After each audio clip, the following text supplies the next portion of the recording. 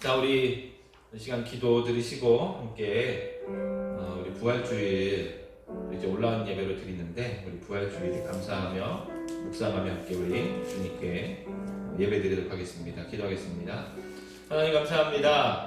정말 우리 인생 속에서 부활절을 이렇게 온라인으로 예배를 드리는 것이 참 생소하고 다 처음 있는 일이기에 우리 마음 가운데 허전함을 가지고 있는 것 같습니다. 그러나 하나님, 오늘 이 시간 우리 찬양 드리며 나아갈 때에 정말 주님의 동일한 은혜와 기쁨이 각자 처소에서 예배드리는 우리 청년들에게 함께하여 주시옵시고, 정말 어디 있든지 간에 부활의 소망과 부활의 기쁨이 작아지지 아니하고 더욱더 우리 안에 생명력 있게 넘쳐흐를 수 있도록 하나님, 오늘 하루도 우리 인도해 주시옵소서. 감사드리며 예수님의 이름으로 기도드립니다. 아멘. 우리 찬양으로 우리 주님께 영광 돌리겠습니다. 먼저 우리 그가 오신 이유, 정말 우리 예수 그리스도 우리를 위하여 이 땅에 오신 예수님을 우리 함께 묵상하며 감사하며 함께 우리 찬양하겠습니다.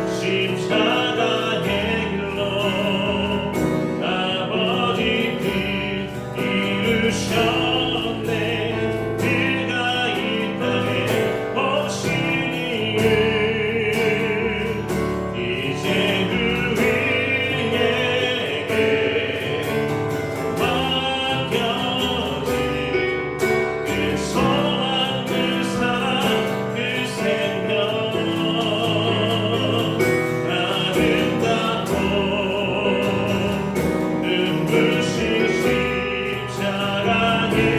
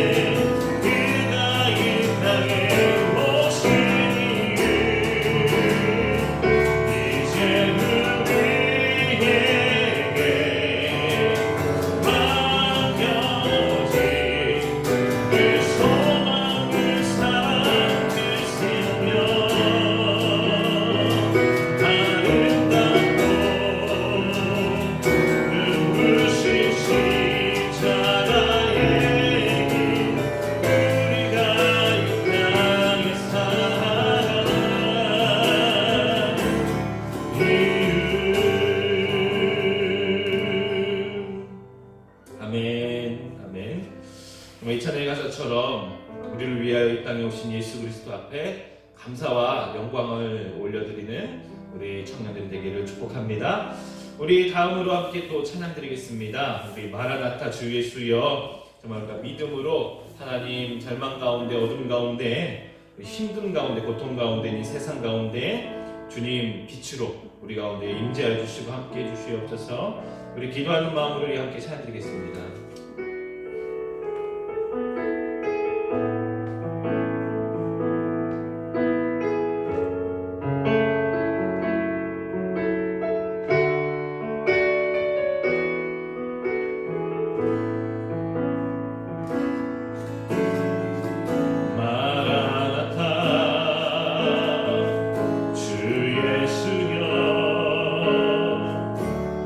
어서 오시옵소서.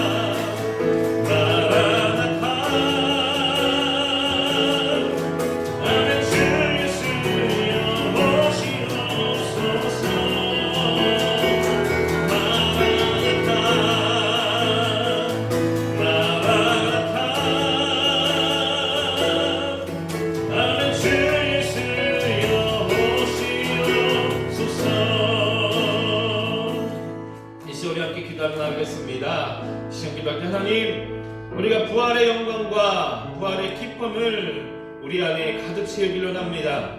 또한 이 주님의 영광스러운 이날에 우리 이웃들의 하나님의 기쁨 가운데 초청하며 그들을 위하여 기도하기를 원합니다. 어디 있든지 간에 우리 이 청년부 모든 청년들에게 성령의 충만함을 붙들어 주시옵시고 주님과 동행하는 우리가 되게 하여 주시옵소서. 함께 기도하며 나가겠습니다. 기도합니다.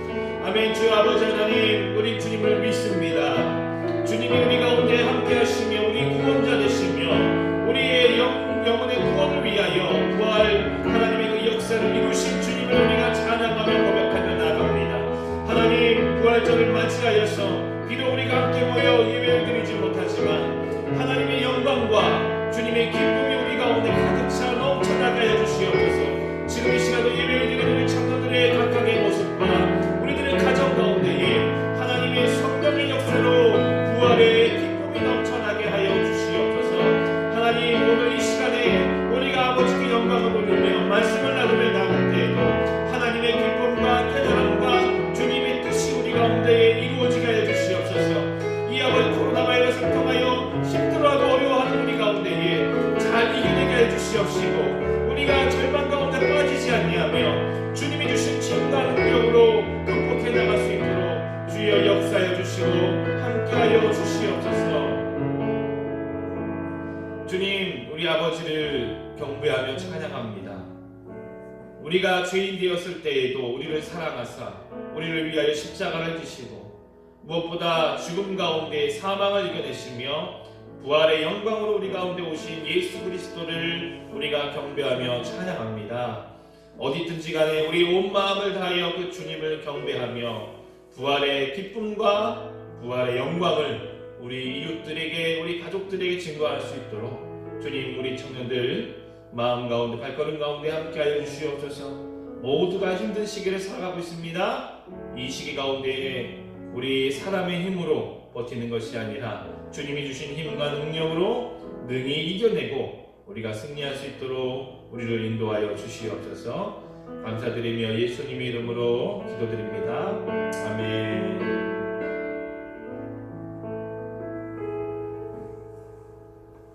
자, 이 시간 우리 함께 말씀을 찾아보시고 함께 말씀을 나눌 시간 갖도록 하겠습니다. 우리 말씀 본문은 요한복음 11장 25절부터 27절의 말씀입니다. 요한복음 11장 25절에서 27절의 말씀. 우리 함께 찾았으면 우리 함께 읽도록 하겠습니다. 시작. 예수께서 이르시되 나는 부활이요 생명이니 나를 믿는 자는 죽어도 살겠고 무릇 살아서 나를 믿는 자는 영원히 죽지 아니하리니 이것을 네가 믿느냐. 이르되 주여 그러하외다. 주는 그리스도시요 세상에 오시는 하나님의 아들이신 줄 내가 믿나이다. 아멘.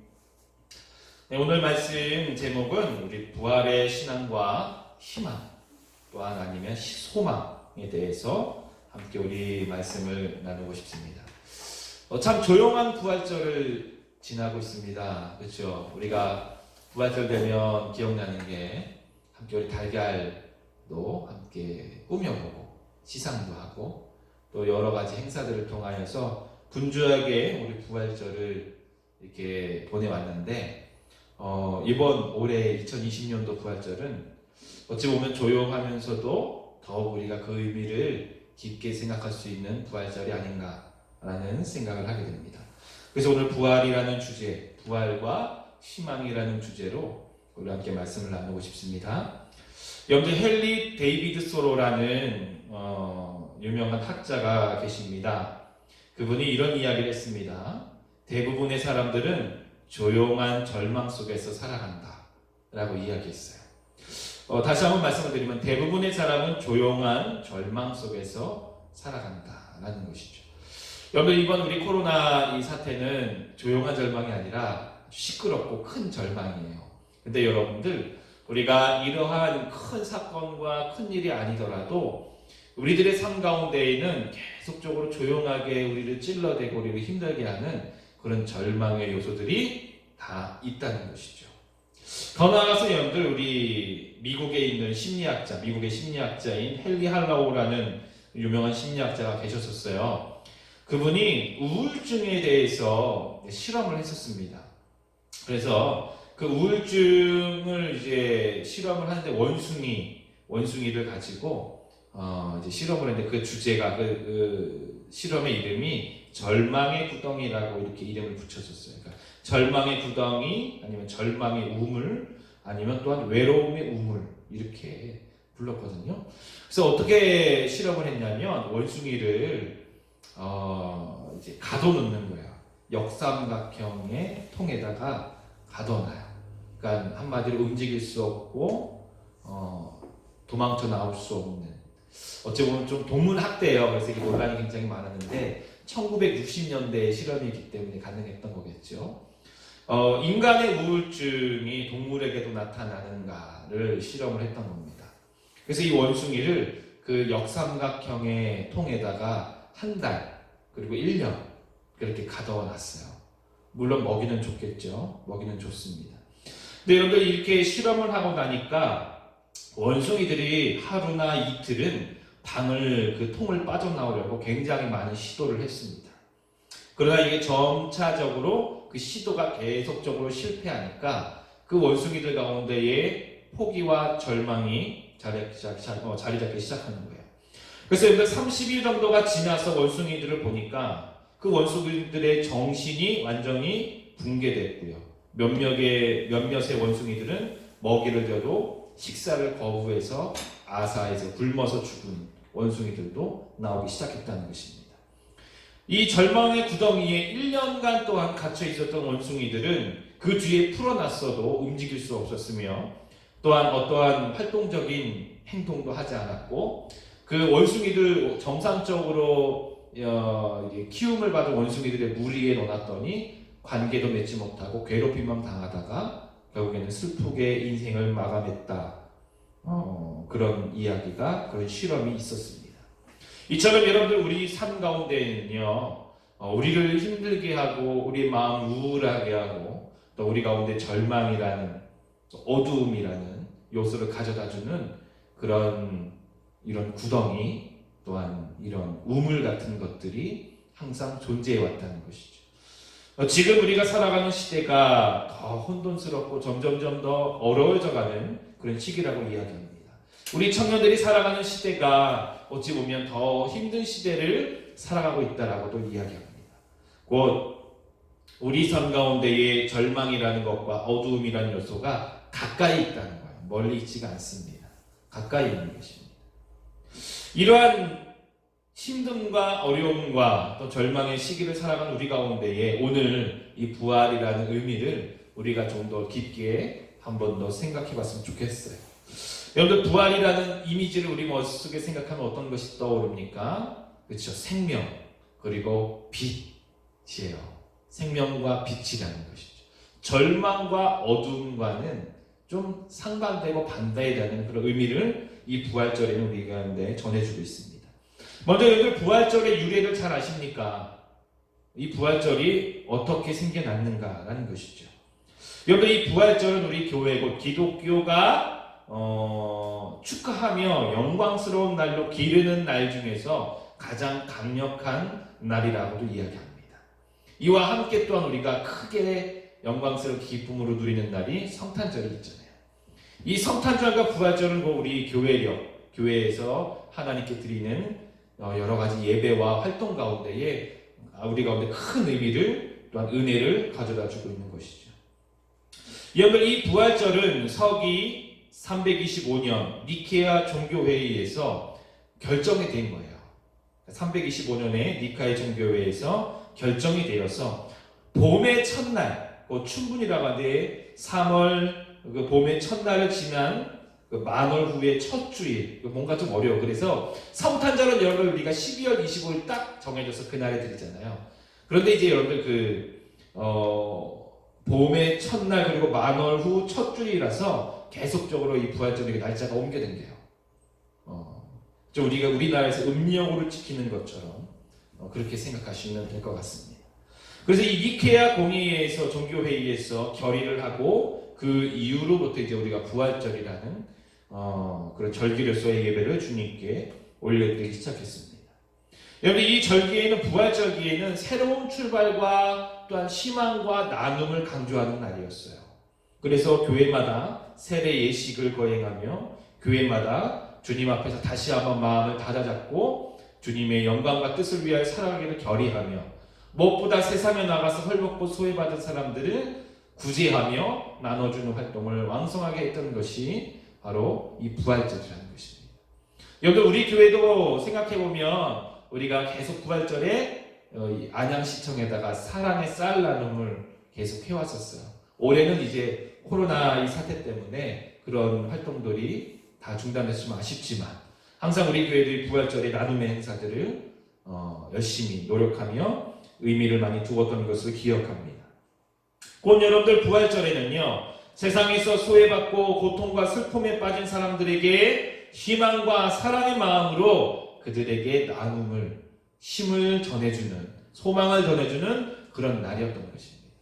이런 코로나 사태 가운데 있는 바로 우리 가운데에 더욱 절실하게 필요한 의미라고 생각을 합니다. 오늘 본문의 말씀으로 함께 내용으로 들어가 보겠습니다. 오늘 말씀 속에서 우리 예수님께서는 자기 자신의 존재에 대해서 분명히 증거하고 계세요. 우리 요한복음 11장 25절에 보면 그렇죠. 우리 읽었던 말씀, 예수께서 이르시되 나는 부활이요 생명이니, 뭐라고 하셨죠? 나는 부활이요 생명이니. 예수님 자체가 부활이며 생명의 근원이라는 것을 우리에게 증거하셨습니다. 그리고 그 뒤에 말씀을 보니까 곧 나를 믿는 자는 죽어도 살겠고 무릇 살아서 나를 믿는 자는 영원히 죽지 아니하니니 라고 말씀하세요. 죽어도 살겠고 죽지 아니하고 믿는 자는 영원히 살겠다라는 것입니다. 과학적으로 보면 말이 안 되죠. 죽은 자가 살아나고 살아있는 자는 영원히 죽지 아니한다는 게 어떻게 가능하겠습니까? 그러나 예수님께서는 아주 강한 어조로 또한 우리 많은 사람들 앞에서 선포를 하십니다. 내가 부활이요 생명의 근원이다. 그러므로 생명이 예수님의 손에 있으며 생명이 예수님의 권한에 있으며 이 생명이 예수님의 존재라는 것을 우리에게 밝혀주시고 있는 것이죠. 오늘 이 말씀 속에서 읽었던 말씀, 바로 이 말씀을 빗대어서 우리가 부활절의 의미를 되새겨보고 우리가 어떤 은혜와 어떤 마음가짐으로 이 부활절을 지내야 되는지를 함께 살펴보도록 하겠습니다. 첫 번째, 우리가 읽었던 이 말씀에서 주시는 교훈은, 첫 번째 교훈은 우리의 구원의 주인은 예수님이시다라는 것입니다.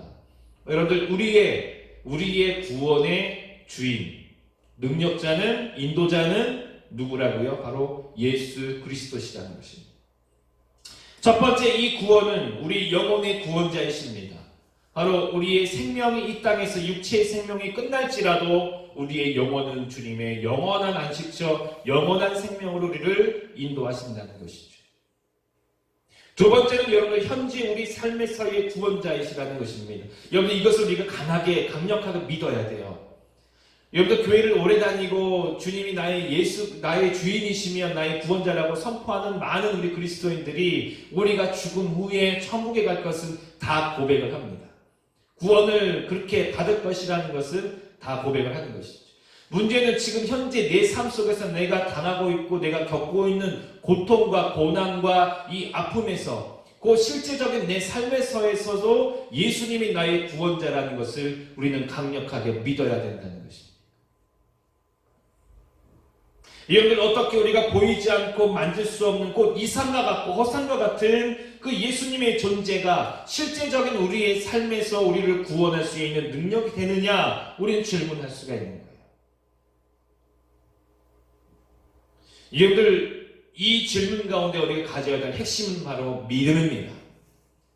우리가 읽었던 말씀 26절 뒤에 말씀, 이것을 네가 믿느냐. 예수님께서는 자기의 존재에 대해서 이야기하시고 그 말씀을 듣는 백성들에게 이것을 질문하셨어요. 이것을 네가 믿느냐라는 것입니다. 그 믿음이라는 핵심 키가 있어야 되는 거예요. 여러분, 우리가 사람들 한번 생각해 보십시오. 우리 손에 쥘 수 있는 돈, 우리가 손에 만질 수 있는 나의 사회적인 관계들, 얼마나 내게 위안이 되고 힘이 됩니까? 맞아요. 굉장히 우리가 보고 만지고 우리가 소유할 수 있는 실제적인 것들이 우리 삶 가운데 힘이 되고 능력이 되고 위안이 됩니다. 그러나 여러분들, 그거보다 더 강력한 게 무엇입니까? 우리 사람의 마음이라는 거예요. 우리 안에 있는 소망과 희망이라는 것입니다. 내 손에 돈이 없을지라도, 내 삶 가운데 사회적인 관계와 어떤 명예와 권력이 없을지라도, 내가 내 삶 속에서 절망과 어두운 가운데 있을 때 승리하며 이겨낼 수 있는 그 요소가 뭐냐면 희망의, 소망의 마음이라는 것입니다. 우리 사람은요, 강력하고 또한 능력 있는 이유가 무엇이냐면 우리 안에 희망과 소망을 가질 때에 우리는 포기하지 않고 우리 삶을 빛의 길로 인도할 수 있는 능력이 나타난다는 것입니다.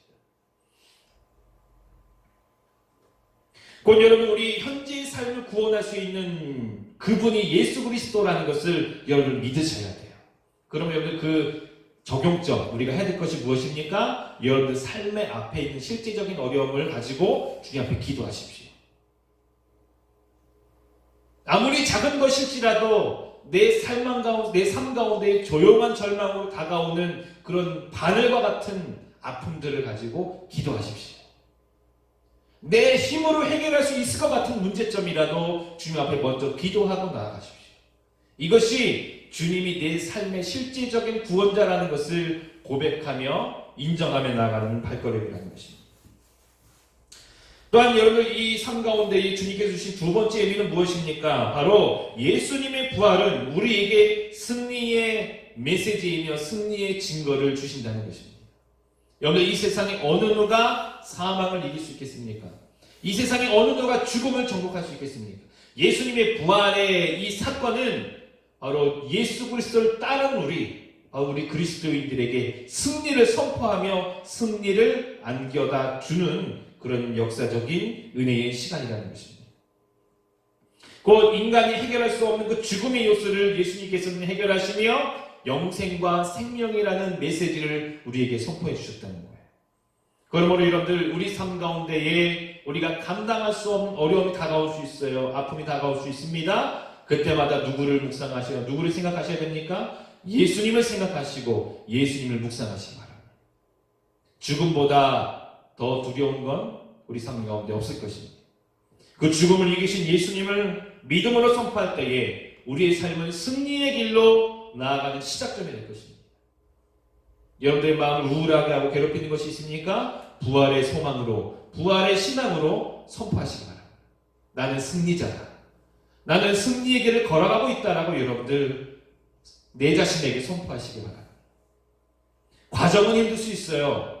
한 번에 우리가 어떻게 상급을 얻어내고 한 번에 단번에 어떻게 우리가 열매를 맺겠습니까? 열매와 그 상급을 받는 과정은 우리가 피곤할 수 있고 지칠 수 있고 힘들 수 있습니다. 그러나 여러분들, 우리가 가져야 될 믿음은 그 길 자체가 우리는 승리의 길을 걸어가고 있다라고 여러분들 믿으시기 바랍니다.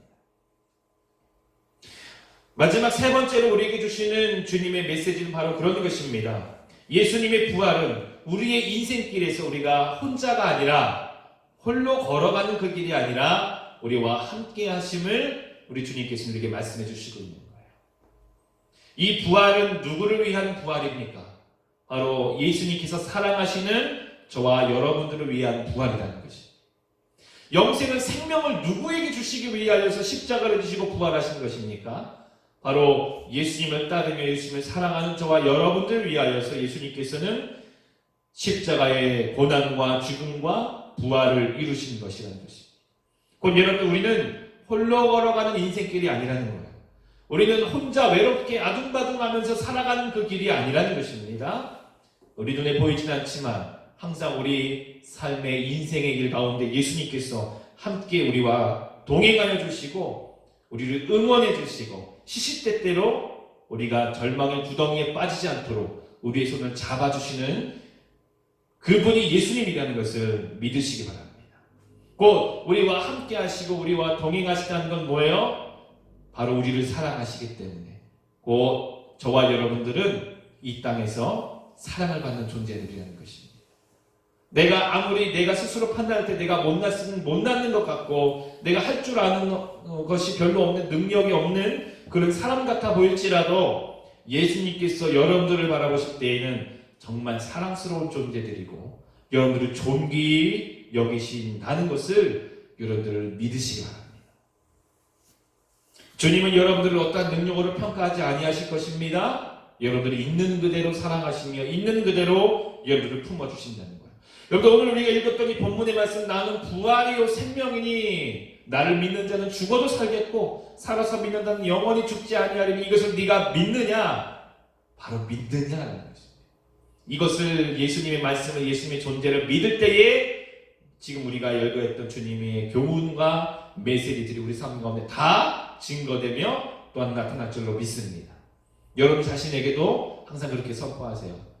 나는 주님과 함께 동행하는 사람이며 주님의 사랑을 받는 자이며 나는 혼자 걸어가지 않고 주님이 내 손을 붙잡아 주신 자이며 나는 이미 승리의 길을 확보하고 인생길을 걸어가고 있는 자라는 것을 여러분의 삶 가운데 오늘 이 시간 또한 선포하시기 바랍니다.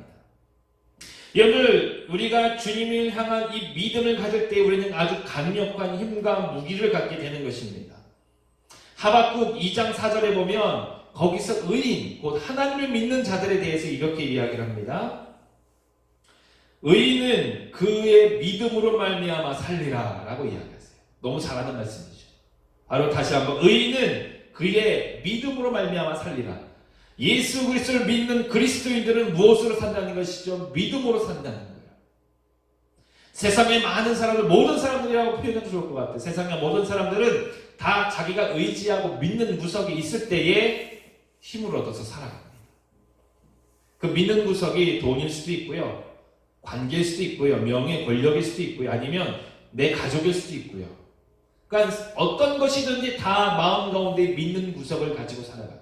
그렇다면 우리 그리스도인들은 그 믿는 구석, 정말 내가 의지하는 것을 어디에 둘 것입니까?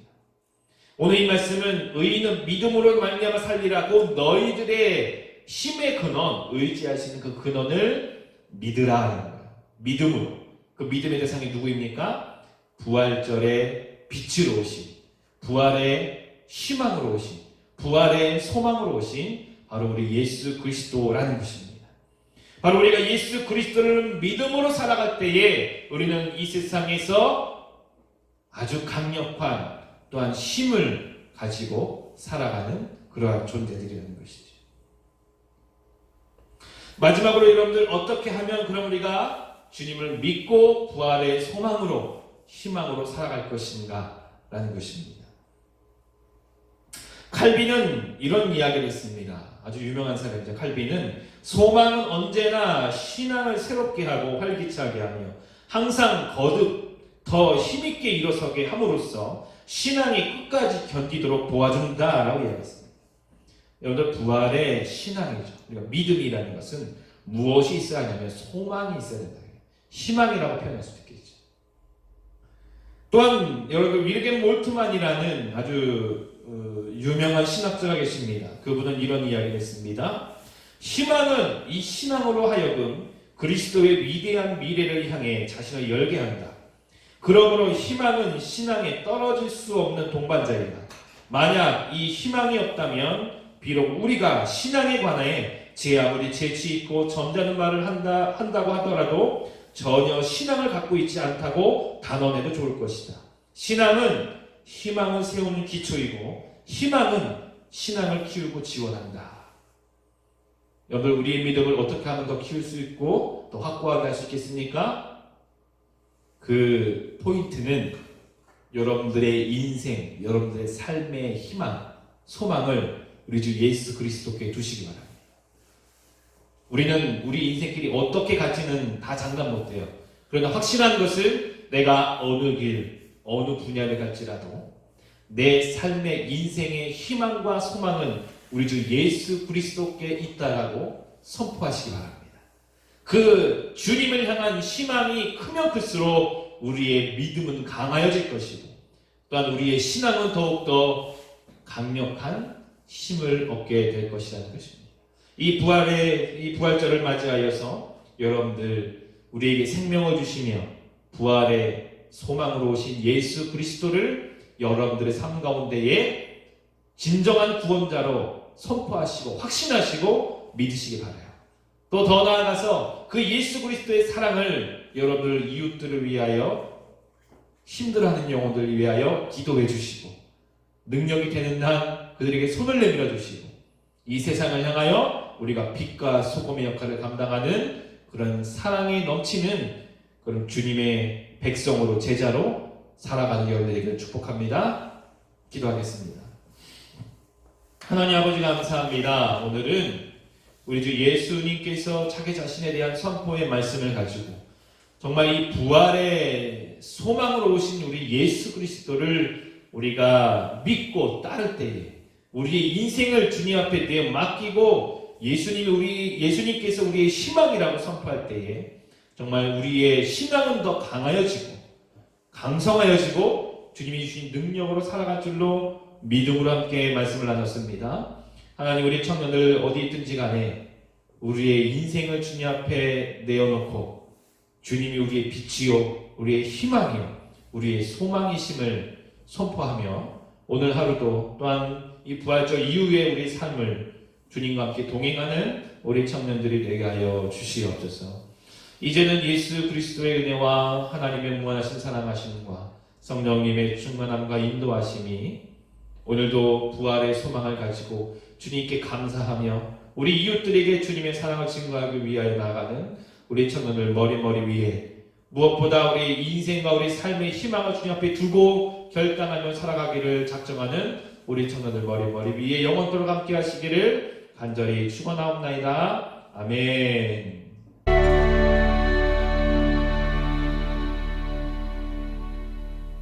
광고하겠습니다.